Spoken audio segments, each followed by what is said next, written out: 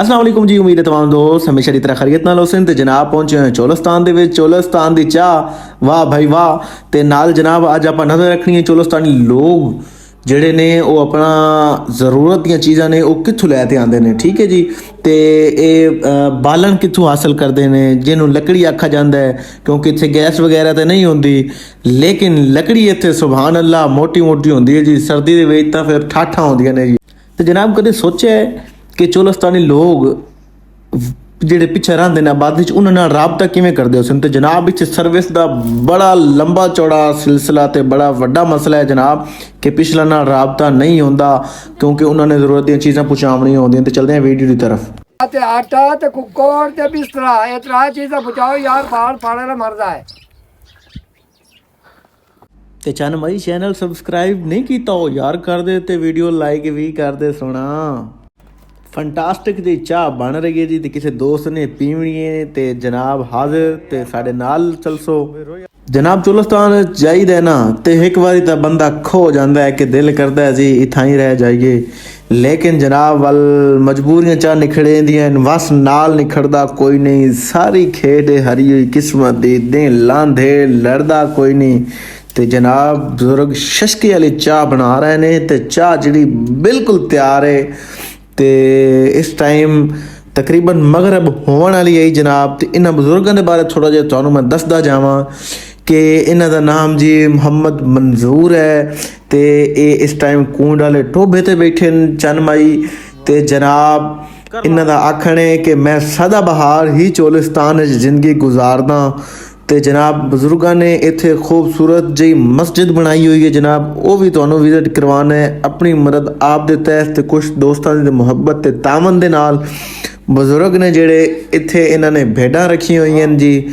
ਤੇ ਇੱਥੇ ਹੀ ਆਪਣੇ ਮੋਟਰਸਾਈਕਲ ਦੇ ਪੈਂਚਰਾਂ ਦਾ ਸਮਾਨ ਤੇ ਜ਼ਰੂਰਤ ਦੀਆਂ ਜਿਹੜੀਆਂ ਚੀਜ਼ਾਂ ਨੇ ਉਹਨਾਂ ਨੂੰ ਵੀ ਇੱਥੇ ਉਗਾਇਆ ਹੋਇਆ ਹੈ। ਤੇ ਜਨਾਬ ਚਾਹ ਤਿਆਰ ਹੈ ਤੇ ਹਾਏ ਹਾਏ ਕਿਆ ਉਹ ਟਾਈਮ ਹਾਂ ਜੀ। ਤੇ ਬਸ ਹੋ ਸਕਾ ਜੀ ਯਾਦਾਂ ਵਿਛੜੇ ਸਜਣ ਦੀਆਂ ਆਈਆਂ ਤੇ ਹੁਣ ਤੇ ਬਸ ਯਾਦਾਂ ਹੀ ਰਹਿ ਗਈਆਂ ਨੇ ਜਨਾਬ। ਤੇ ਜਨਾਬ ਚਾਹ ਬਿਲਕੁਲ ਤਿਆਰ ਹੈ।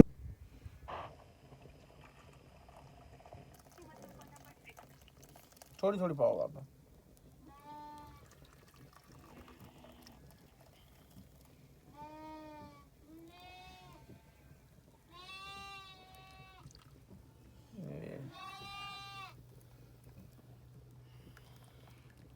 ਤੂੰ ਸਕੂਲੇ ਕੋਈ ਨਹੀਂ ਜਾਣਾ ਅਜੇ? ਛੜੀਆਂ ਉੱਲੂ ਦੇ ਪੱਠੇ ਆ।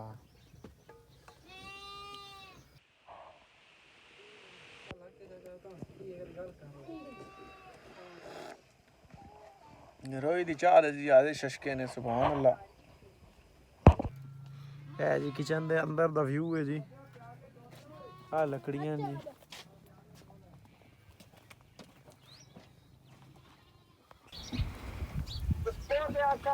ਕੁੱਕਰ ਤੇ ਆਟਾ ਤੇ ਬਿਸਤਰਾ। ਓਏ ਇੱਥੇ ਕੁਕੜੀਆਂ ਨੇ ਪਈਆਂ, ਕੁੱਕੜ ਕੋਈ ਨਹੀਂ। ਹਾਂ ਚਲੋ ਅੱਜ ਰਾਤ ਕੱਲ ਨਹੀਂ ਸਾਂ ਪਰ ਲੈ ਇਹਨੂੰ ਪਹੁੰਚਾਓ ਸਹੀ।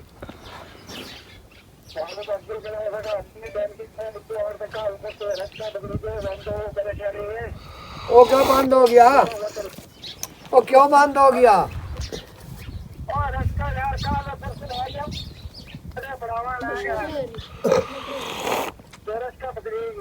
ਅੱਛਾ ਅੱਛਾ। ਉਹ ਚਲੋ ਸਾਨੂੰ ਤਾਂ ਕਦੇ ਪਹੁੰਚਾ ਜਾਓ ਗੱਡੀ ਤੇ ਮੋਟਰਸਾਈਕਲ ਤੇ। ਉਹ ਹੁਣ ਜਾਰੀ ਅੱਗਾ ਪਿੱਛੇ ਹੋ ਜਾਵੇ ਤੇ ਅਸਾਂ ਬਾਲਣ ਮਾਰ ਜਾਈਏ। ਗੱਲ ਸਹੀ ਹੈ।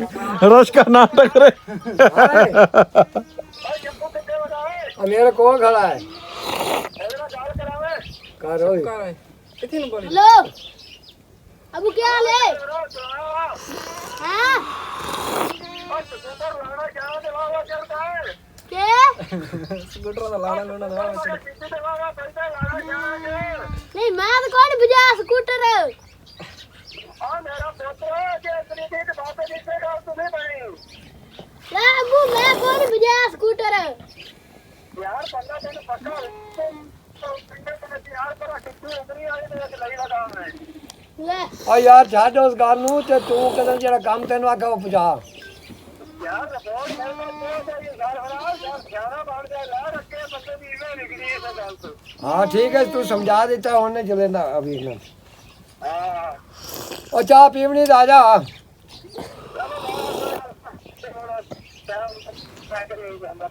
ਹਾਂ ਚੰਗਾ। ਉਹ ਹੋਰ ਖੈਰ ਮੈਂ ਰੇ। ਹਾਂ ਬੰਦ ਕਰ ਲੈ ਭਾਵੇਂ।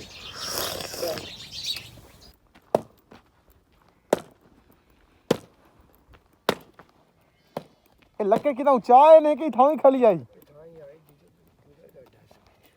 ਕੀੜਾ ਬੜਾ ਹੈ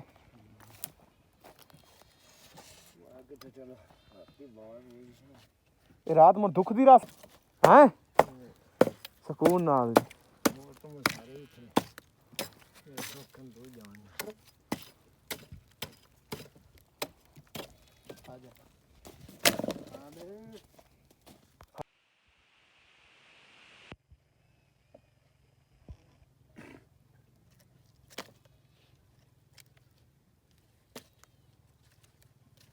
ਆ ਚਾਹ ਦੇ ਮਾਂ ਜੀ ਆਏ ਕੀੜਾ ਬੜਾ ਹੈ ਵਿੱਚ ਜੀ ਚੋਲਸਤਾਨ ਦੇ ਵਿੱਚ ਰਵਣ ਦੇ ਕੇ ਜੀ ਜਿਹੜੀ ਲੱਕੜੀ ਜਿਹੜੀ ਇਹਨਾਂ ਦੀ ਉਹਦਾ ਇਸਤੇਮਾਲ ਕੀਤਾ ਜਾਂਦਾ ਹੈ ਖੁੱਲੇ ਆਮ ਸਕੂਨ ਨਾਲ ਤੇ ਟੈਨਸ਼ਨ ਤੋਂ ਬਗੈਰ ਤੇ ਮਜ਼ੇ ਦੀ ਜ਼ਿੰਦਗੀ ਗੁਜ਼ਾਰੀ ਜਾਂਦੀ ਸਾਈਂ। ਹਾਂਜੀ ਚੋਲਸਤਾਨ ਦੇ ਅੰਦਰ ਇਹ ਮਸਜਿਦ ਬਣਾਈ ਗਈ ਹੈ ਜੀ। ਉਹ ਬਜ਼ੁਰਗ ਜਿਹੜੇ ਨੇ ਉਹਨਾਂ ਦਾ ਉਹ ਘਰ ਹੈ ਜੀ ਤੇ ਉੱਥੋਂ ਆ ਕੇ ਇੱਥੇ ਨਮਾਜ਼ ਪੜ੍ਹਦੇ ਨੇ ਤੇ ਰੱਬ ਦਾ ਨਾਮ ਜਿਹੜਾ ਜੀ ਉਹ ਵਾਕਈ ਸਭ ਤੋਂ ਅਵਲ ਹੈ। ਉਹ ਚੋਲਸਤਾਨ ਹੋਵੇ ਜਾਂ ਸ਼ਹਿਰ ਹੋਵੇ ਜਾਂ ਕੋਈ ਵੀ ਦੂਰ ਦਰਾਜ਼ ਏਰੀਆ ਹੋਵੇ ਲੇਕਿਨ ਰੱਬ ਦਾ ਨਾਮ ਹੈ ਉਹ ਹਰ ਜਗ੍ਹਾ 'ਤੇ ਪੁਕਾਰਿਆ ਜਾਂਦਾ ਹੈ ਤੇ ਔਰ ਕਿਆਮਤ ਤੱਕ ਪੁਕਾਰਿਆ ਜਾਣਾ ਹਾਂ ਹੀ ਹੈ ਤੇ ਜੀ ਹਰ ਚੀਜ਼ ਦਾ ਇਹ ਮਕਸਦ ਹੈ ਜੀ।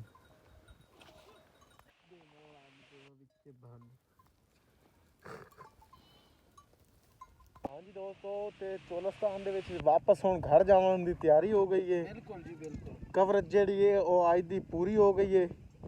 ਆਸਿਫ ਸਾਹਿਬ ਕੋਈ ਪੈਗਾਮ ਵੇਖਣਾ ਨਾ ਨੂੰ ਹੈ ਕੋਈ ਵੇਖਣਾ ਨਾ ਪੈਗਾਮ ਹੀ ਹੋਏ ਜੀ ਅਸੀਂ ਕੁੱਤਿਆਂ ਤੋਂ ਵਡੇਜੇ ਹਾਂ ਤੇ ਸਰਦੀ ਬੜੀ ਹੈ ਤੇ ਅੱਜ ਤੁਸੀਂ ਸਾਡੀ ਵੀਡੀਓ ਜ਼ਰੂਰ ਵੇਖਣੀ ਹੈ ਤੇ ਲਾਈਕ ਔਰ ਸਬਸਕ੍ਰਾਈਬ ਜ਼ਰੂਰ ਕਰਨਾ। ਦੇਖੋ ਜੀ ਮਗਰਬ ਹੋ ਰਹੀ ਹੈ ਤੇ ਜਾਨਵਰ ਜਿਹੜੇ ਨੇ ਜੀ ਚੋਲਸਤਾਨ ਦੇ ਵਿੱਚੋਂ ਜੰਗਲ ਦੇ ਵਿੱਚੋਂ ਚਰ ਕੇ ਆਪਣੇ ਵਾਪਸ ਘਰਾਂ ਨੂੰ ਮੁੜ ਰਹੇ ਨੇ ਜੀ। ਸ਼ਾਮ ਦੇ ਮਨਾਜ਼ਰ ਨੇ ਤੁਸੀਂ ਦੀ ਨਜ਼ਰ